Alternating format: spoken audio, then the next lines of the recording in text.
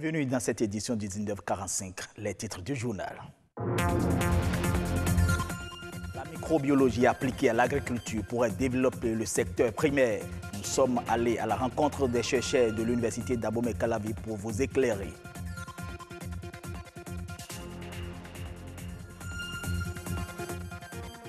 Comment promouvoir les films béninois? Jennifer Sachivi s'en est préoccupée. Vous aurez dans cette édition son reportage.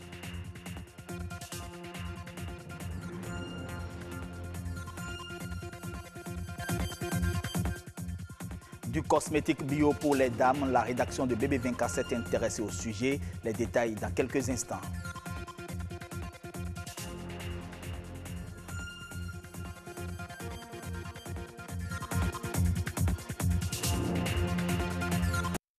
Mesdames, Messieurs, bien bonsoir. Utilisée beaucoup plus dans le secteur de la santé, la microbiologie s'implique aussi dans l'agriculture, une association qui participe à l'amélioration du rendement et de la qualité de la production agricole. Reportage. La microbiologie, en français facile, c'est l'étude des êtres invisibles à l'œil nu.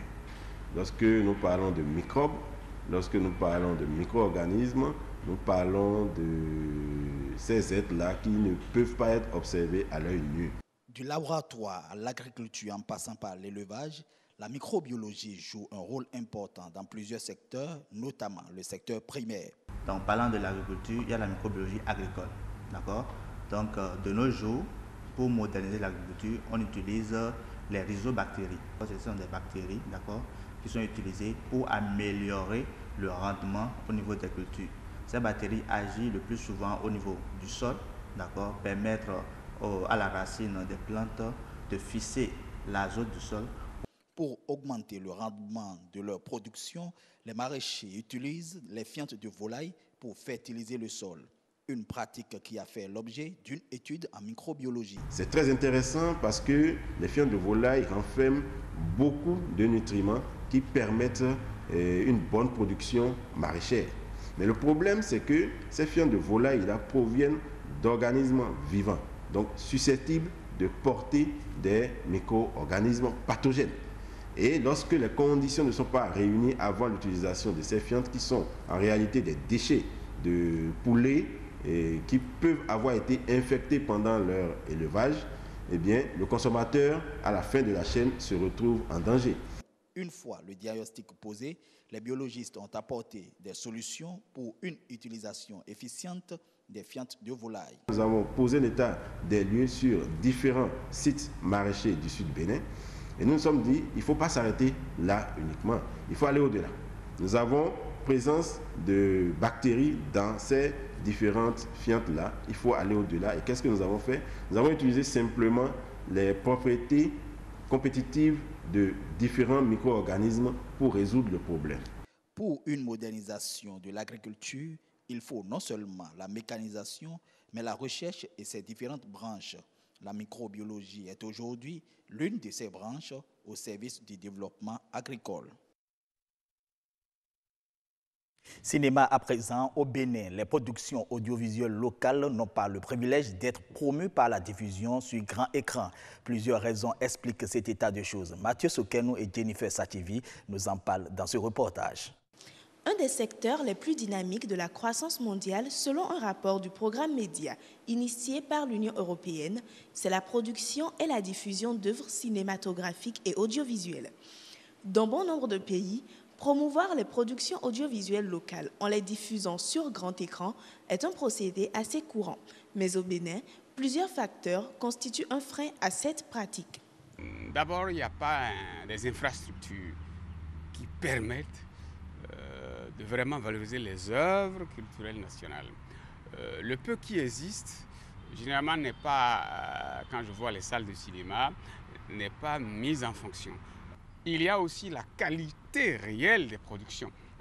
Parce qu'il n'y a pas réellement de financement, il est difficile d'avoir des productions de qualité diffusables. Qu'est-ce que nous voyons sur nos télés? Les novelas. Nous pouvons aussi faire nos novelas, si c'est ça qui plaît au public. Nous pouvons faire connaître notre culture aux Béninois. Et je crois que ça les intéresse. En raison de son mode de fonctionnement, la seule salle de cinéma numérique au Bénin n'accorde pas le monopole à la diffusion des productions locales. Cela s'explique par les demandes qu'elle reçoit et les attentes de sa clientèle. Vous savez, nous diffusons dans nos salles des films d'une certaine qualité. Nous défendons un certain standard en matière de qualité. Un comité de sélection sera sûrement mis en place pour pouvoir trier, faire une sélection très sélecte des films locaux que nous aurons à diffuser dans nos salles. Afin de changer la donne et apporter un nouveau souffle à l'univers cinématographique béninois, certaines actions pourraient s'avérer très bénéfiques. Aujourd'hui, on est passé au numérique et le cinéma se fait avec des instruments en miniature. Mais nous n'avons pas investi à leur acquisition.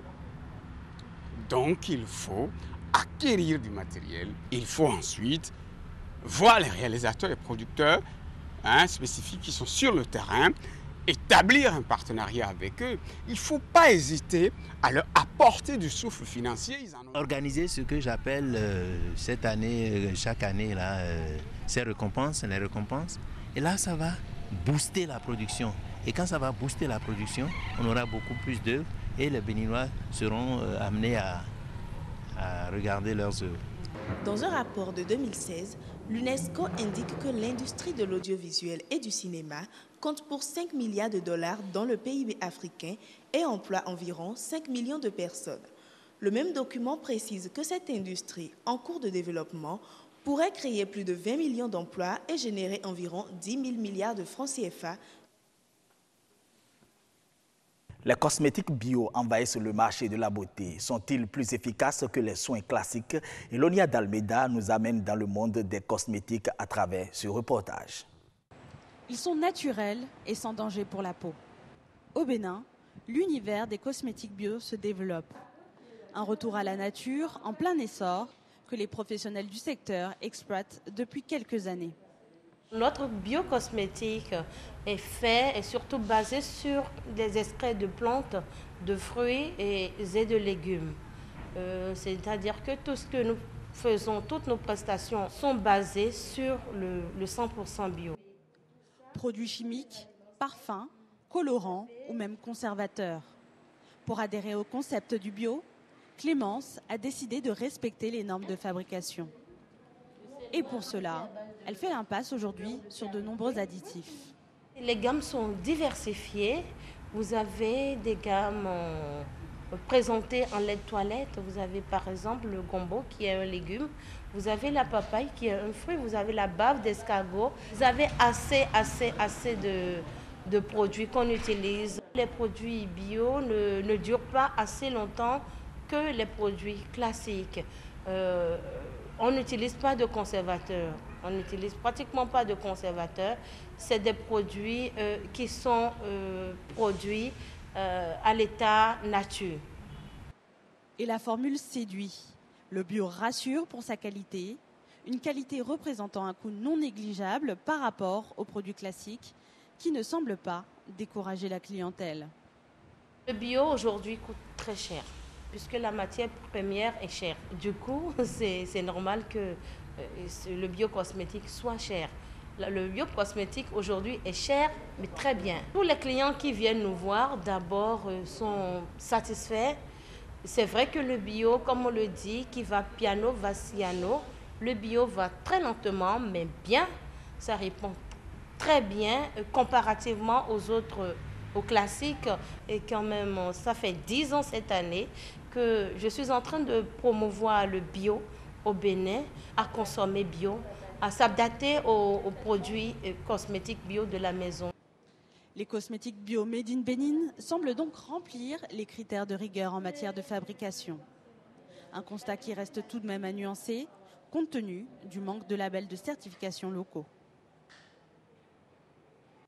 Nous restons avec Elonia Dalmeida. Véritable problème pour nos sociétés. Les déchets sont entassés sur des dépotoirs publics dans nos villes, mais on pourrait les utiliser pour d'autres usages. Des initiatives vont dans ce sens pour donner une seconde vie à des objets de consommation jetés. Igor Ayossor et Elonia Dalmeida nous proposent un reportage sur la transformation des déchets. Du papier au verre, en passant par le métal ou le plastique, aujourd'hui, presque tous les déchets matériels utilisés par l'homme peuvent être récupérés et recyclés. Si au Bénin, ces deux techniques ont d'abord été prises d'assaut par quelques artistes plasticiens, suivis d'artisans travaillant dans la mode, elles connaissent également un engouement dans l'art décoratif. Les artistes ont montré la voie aux habitants et maintenant vous avez beaucoup de personnes qui récupèrent les déchets pour les transformer. On est dans une société de consommation où on jette tout et très vite. Et souvent, ce que l'on jette peut avoir une seconde vie. Redonner une seconde vie à de vieilles pièces, telles que des pneus usagés, c'est l'idée qu'a eue Prince, tenancier d'origine nigériane, pour la décoration de sa buvette. Si je tombe là-bas, je risque... Une véritable aubaine sur le plan économique pour lui, comme pour beaucoup de commerçants au Bénin, qui n'hésitent plus à s'approprier cette tendance dans un contexte où les boutiques de décoration et d'ameublement proposant du neuf à des prix bon marché sont encore très rares. Avec un pneu de camion, j'ai déjà une table ronde au milieu. Avec pneu de petite voiture de numéro 14, comme ça, j'ai encore. Si je double 3 ou 4, ça me fait une chaise. C'est des pneus déjà utilisés, déjà abîmés. C'est ce que je récupère chez les vulgarisateurs, chez des mécaniciens. Bon voilà, c'est comme ça que je les achète. Si cette tendance attire pour son caractère peu coûteux, elle présente aussi un semblant de réponse au traitement des déchets domestiques et industriels. Jusqu'où on peut aller en fait, et on peut aller plus loin. La démarche éco-responsable véhiculée par la récupération et le recyclage séduit depuis près d'un an Karine, créatrice d'objets pour la maison en papier journal et tissu en wax recyclé. J'ai voulu faire les deux, allier les deux éléments, le papier et puis le tissu, parce qu'on est en Afrique, et de rendre ce produit local. Je me suis attelée à trouver tout ce dont j'ai besoin ici et à fabriquer moi-même la colle que j'utilise. La colle que j'utilise pour faire ces objets-là, c'est une colle complètement écologique que je fabrique moi-même avec des produits naturels. Cette passion pour l'écologie, l'entrepreneuse tente à présent de la transmettre aux enfants scolarisés en école primaire à travers une série d'ateliers d'art et de création. Ces enfants aujourd'hui sont devenus manuels et quand ils sont chez eux à la maison, quand les parents jettent des rouleaux de papier toilette, ils disent non, non, non, ne jette pas avec ça, on peut faire ça, on peut faire ci, on peut faire ça. Ça a permis de les intéresser à la nature, à l'environnement dans lequel ils sont et à cette évolution-là, que tout ce que nous jetons dans la nature nous pollue et eux, c'est leur environnement de demain que nous polluons déjà aujourd'hui. Plus qu'une simple tendance, l'art du recyclage et de la récupération devient un phénomène socioculturel. Et l'initiative devrait gagner d'autres secteurs d'activité au Bénin, comme ceux de la cuisine ou de l'industrie des médicaments. Fin de ce journal, merci de nous avoir suivis. Bonne semaine de travail à vous.